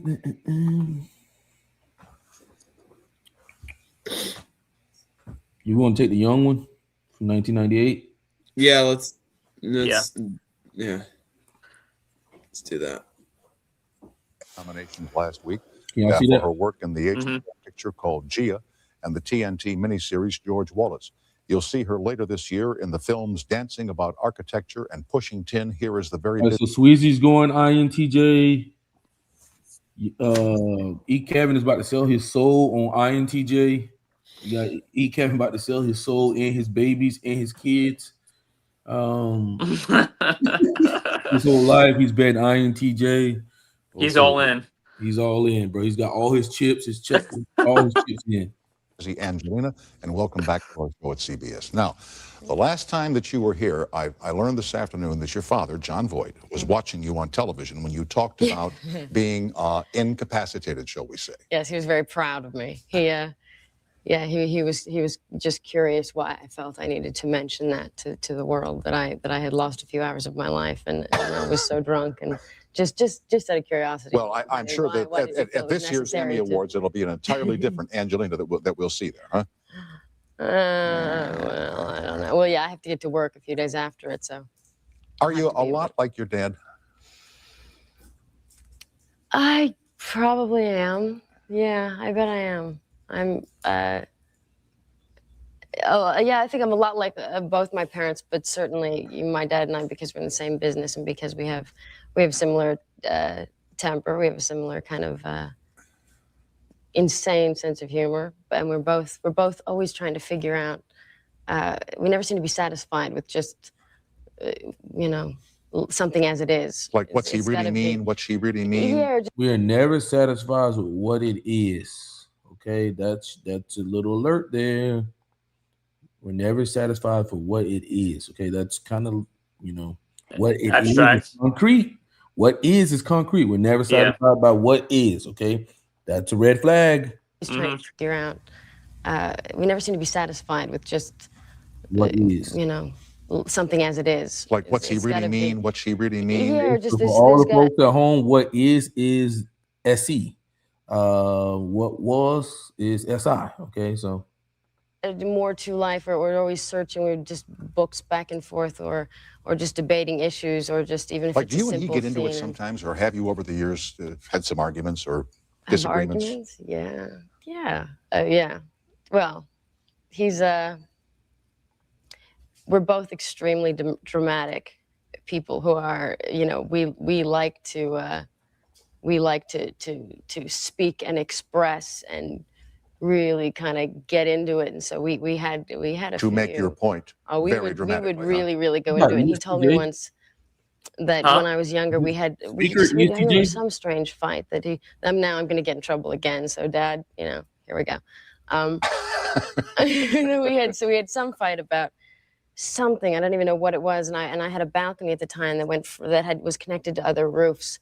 And I jumped off and I jumped on the next roof, and he jumped off and followed me and jumped on the next roof. And Journey. And then somebody came out and yelled at us to think, and then he, said, I'm sorry. And then they recognized him and somehow didn't, call the police. And then we went back in the room, and he said that he had, around that time, he remembered a moment where he was looking at me really into it and really arguing. And he thought, wow, she's enjoying this, isn't she? She likes she's it. dramatic. She's an actor. Yeah. So now we get along. There is really that well. thing between fathers and daughters. I went through it with my daughter when she was 14, 15, 16 years old. There is that rebellious time that I think all adolescents have, but I think it's especially noticeable in the father-daughter and probably mother-daughter relationship as well. Did you go through a phase where you were a rebel with or without a cause? I think all young people do that with their parents. Yeah. Oh yeah. I don't think that's true. I mean, but the thing with me is I always really, especially my mom, we were best friends, and so I never wanted to lie to her or hurt her. So I remember. Well, I'm not even going to go into that story because, yeah, But I did a lot of things that I'm sure frightened them. I remember there was a time when my daughter's room had to be painted dark purple. Dark purple. You got lucky, man.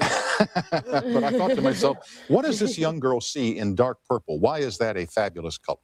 And she went through like a punk phase with punk hair and punk clothes and stuff that Sounds would drive her pragmatic. mother and I fruitcake. I had these bat shoes Yeah, that they were originally boots, The SE critic. and I cut them to these shoes. The SE critic. going off. Yeah, SE critic going off. that's SE critic, guys. You think he's what, ESTJ? ESTJ.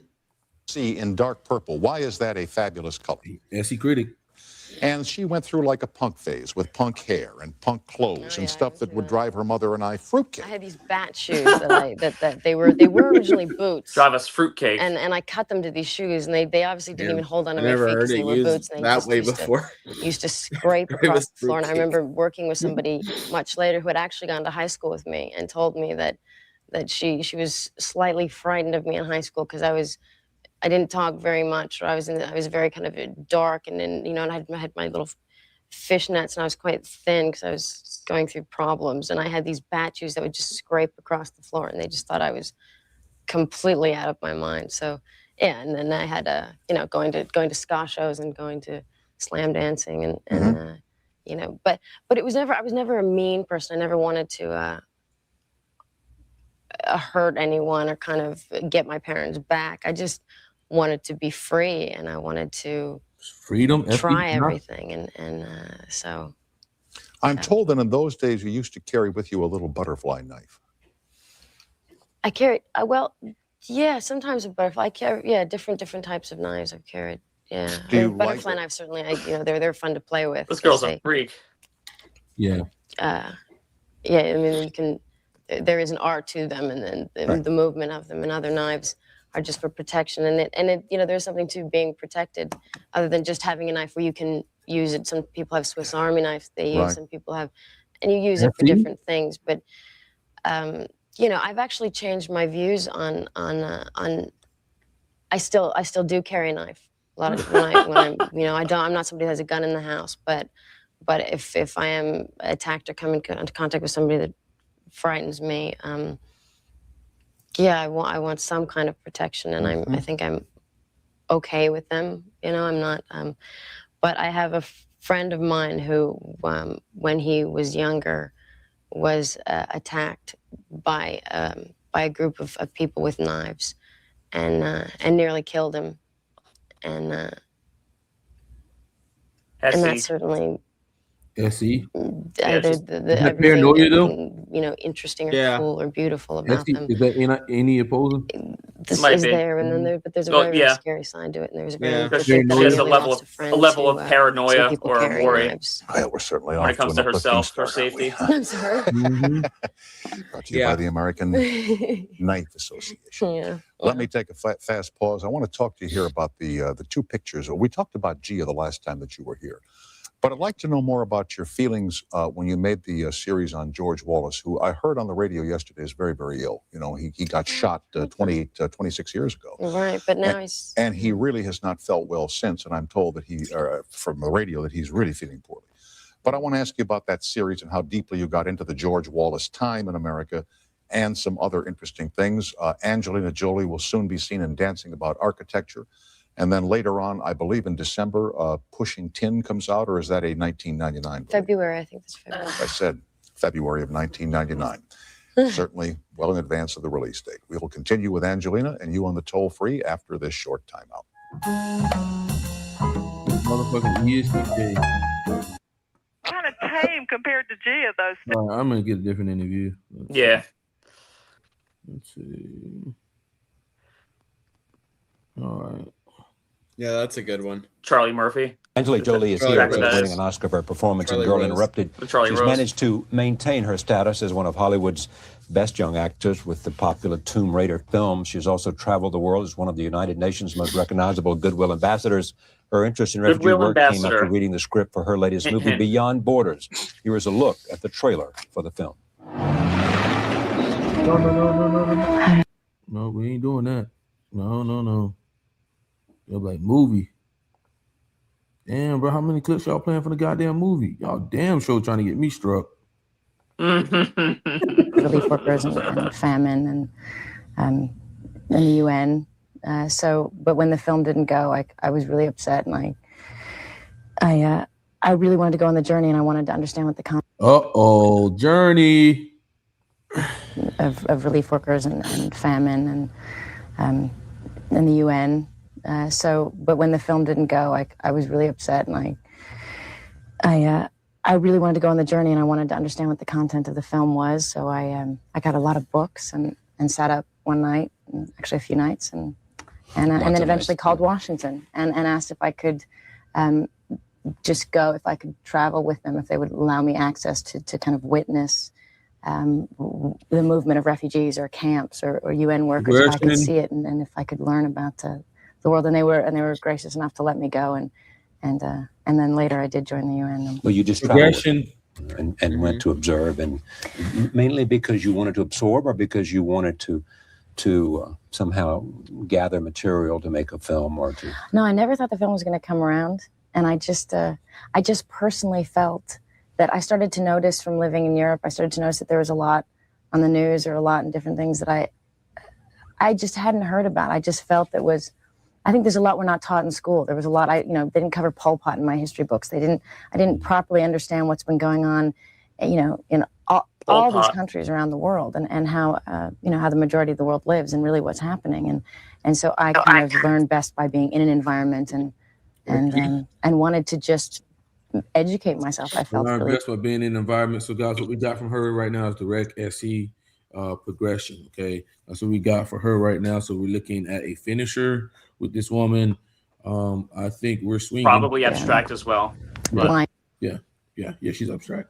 Into the real world. And how did it change you?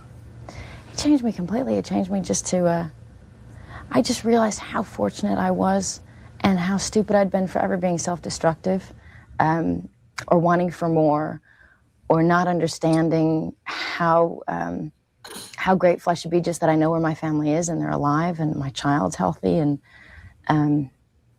we forget those things all the time, and just a sense of purpose and responsibility. You meet these people, I go in for a few days, but there are these people that spend every day of their lives for years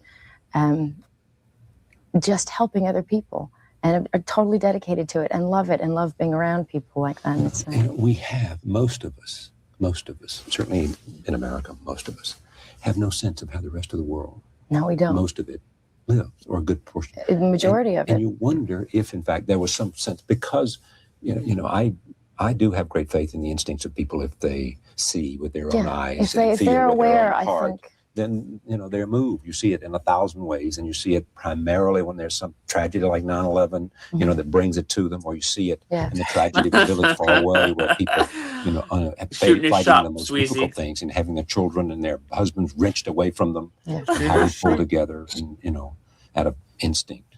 Yeah. For survival and to be good and to care and to make a difference. Absolutely. And I just think it's a shame that we're not kind of raised with this. I wish it was mandatory for me to take other people's histories when I was in school, that I should have learned about great African heroes and great Asian heroes. School is indoctrination. Europe and European history and leaders, not just my own history. So you see what she's saying here? She's saying she wish it was mandatory that they would learn this. Okay, why would this be fucking affiliative, right? Because you're taking away people's freedom. She's taking away freedom. It's mandatory. Okay. I wish it was mandatory for me to take other people's histories when I was in school. That I would be pissed somebody tell me something's mandatory. Right? People are like, people are coping though, saying that it's fake FE. No, I would be fucking pissed. You don't take away a pragmatic person's freedom ever. Learned about great African heroes and great Asian heroes and Europe and European history and leaders, not just my own history. And I think that would just I don't know. I think we should just be more aware of each other. But it changes you in terms of conduct. How? In terms of I'm still this. We should. That should word is an affiliative fucking word. Same person. I just have such a. I have a one. I think I was always quite lost in not having a sense of purpose. I think to be an actor is a nice thing, and you could tell good stories and. But I think to know that you're useful just as a human being with your own hands. You want to be useful. Just be out there with real people, talking about the fucking people again. Being useful for the people. Being amongst people like the people in aid. People.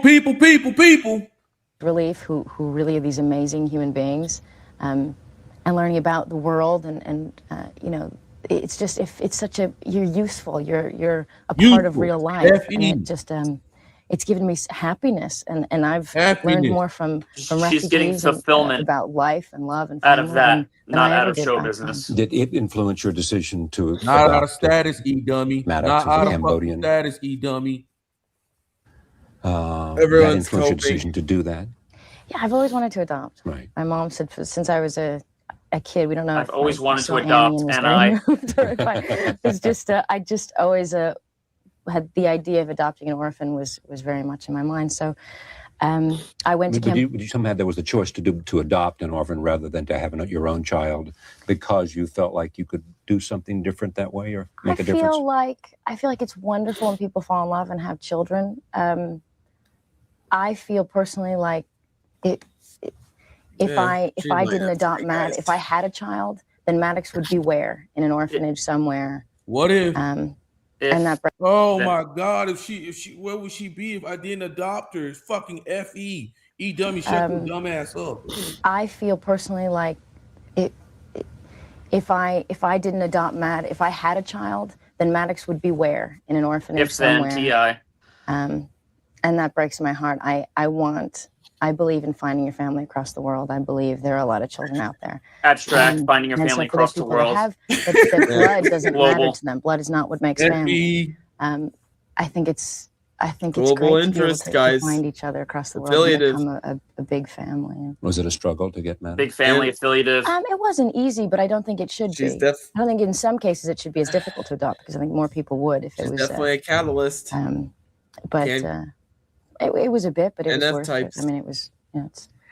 Somebody said to me, "You didn't have 9 months of being pregnant," so suddenly one day I went. It was in the middle of Beyond Borders. It was during the Africa section. It was that you got the call. I met him when he was 3 months old. Yeah. But all the paperwork was done when he was 7 months, and so I was in the middle of shooting this movie, and went to the airport. They gave me the day off. I went to the airport, and a nurse handed me Maddox, and I went back to this rented house by myself, and I'd never been around kids my whole life. You had no instruction. Nobody had. No, I called my mom. I just, do they how many bottles a day? How many, what do I do? How do you? You had no help. I did when I was on set, but I think I felt guilty about not having. Guilty, months, so I felt like I had guilty. to. That's F.E. E. Kevin. Where E. Kevin at? He's somewhere fucking smoking crack. I think he left. He said he's going to leave if we didn't type our INTJ. Yeah, hey, he's somewhere smoking a rock. Harmonizing INTJ. Hey, he's somewhere smoking a rock somewhere. E. Kevin out there smoking a rock somewhere. He's cooking up some freebase. Puff, give. And I just, do they how many bottles a day? How many, what do I do? How do you? You had no help. I did when I was on set, but I think I felt guilty about not having given birth for 7 months, so I felt like I had to, sweat and bleed a bit to earn some kind of parenthood. So I didn't have as much help as I probably should have had at the beginning, because I was just falling asleep a lot on set, and I was a bit maybe not the best mom even at times, because I was just not. Maybe not even the best mom. But the UN, there's the FI critic coming in. Maybe I'm not even the best mom. Boo-hoo. Given birth and been there for the first 7 months, so I felt like I had to. Oh, you admitted it.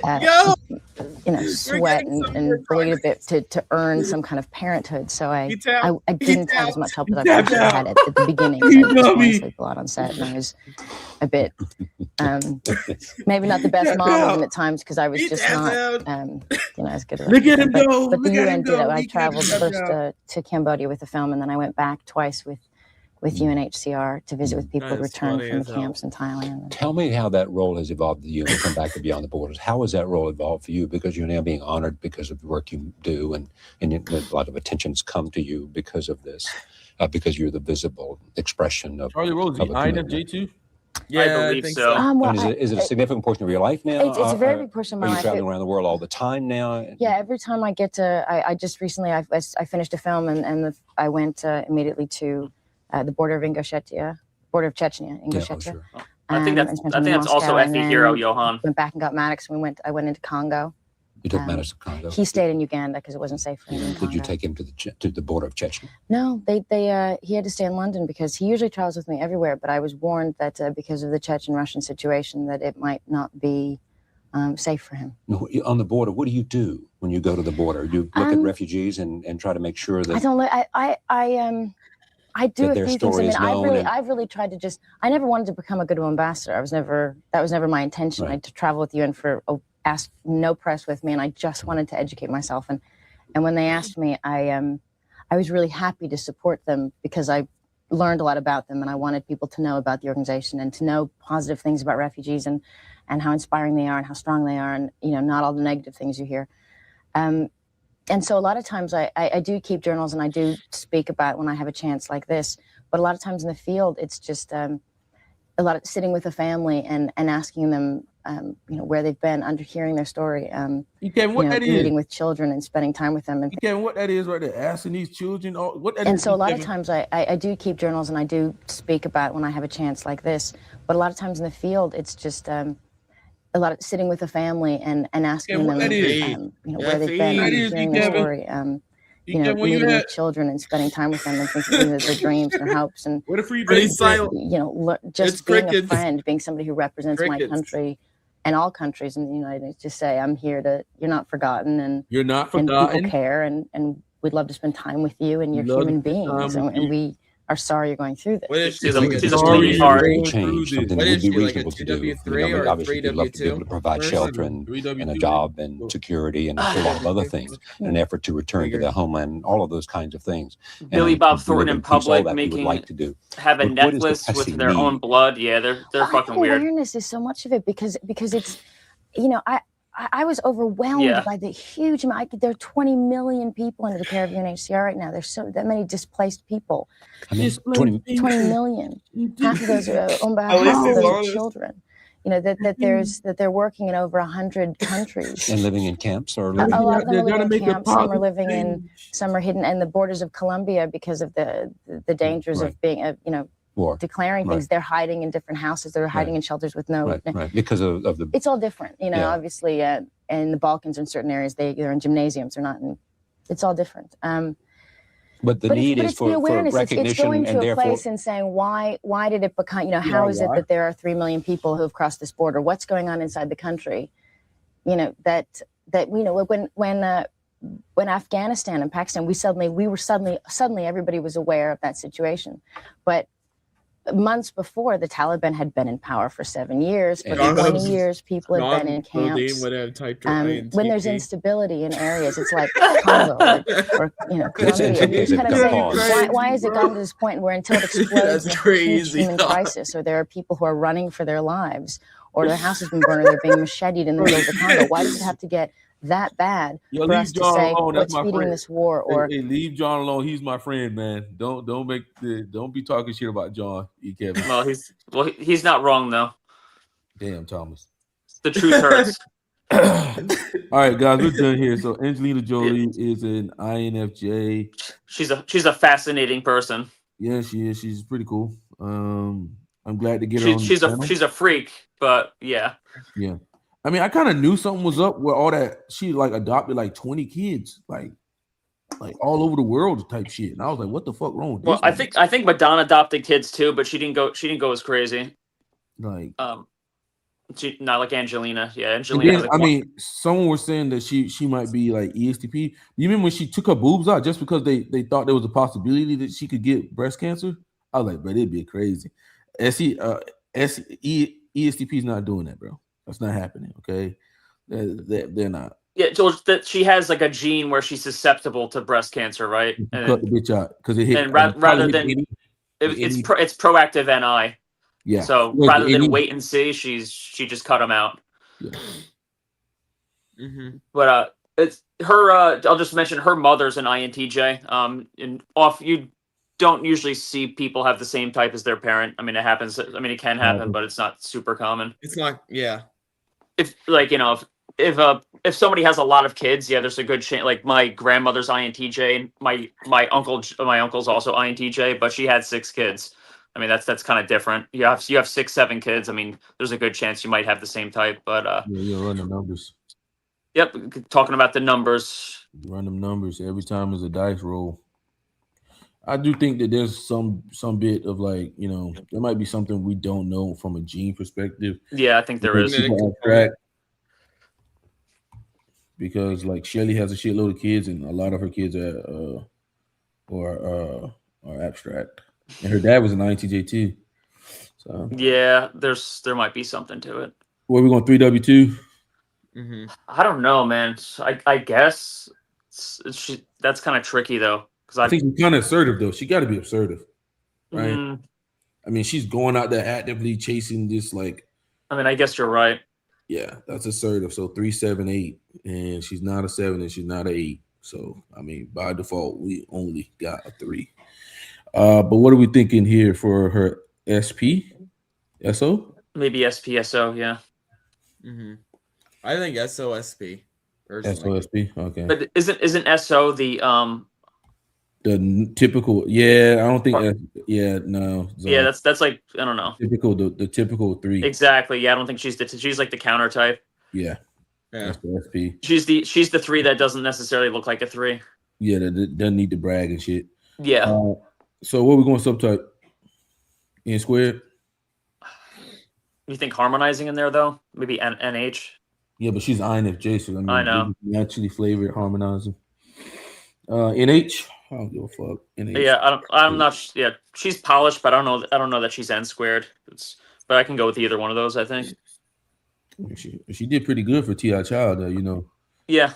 Because T.I. Child, boy, I don't even want to say nothing. She's definitely got a high IQ. Yeah, I ain't Yeah, gonna, yeah, for sure. keep my motherfucking mouth shut. Her IQ is a bit higher, Mercer. It's a bit different. No, but you know how I feel about T.I. Child, bro. Like, bro, I get it, but I'm saying that she saying probably like, has a higher IQ. She's pretty smart. Where we going, demigod? Above average. Yeah, above average easily. Yeah, we can't go prodigy, but she's definitely, let's say, way above average. For INFJs. Yeah. I mean, she probably is now. She's what, probably prodigy? somewhat prodigy now. If you interviewed her today. Yeah, it must be. I mean, there's a lot of time that has passed since that interview, and she's probably made a lot of. She's probably evolved on her journey. But Windows XP with 1998 MacBook, bro. 1998, man. You can't Windows 95. You can't overwhelm them. Well, all right, guys. What do we do today? We did 4 people.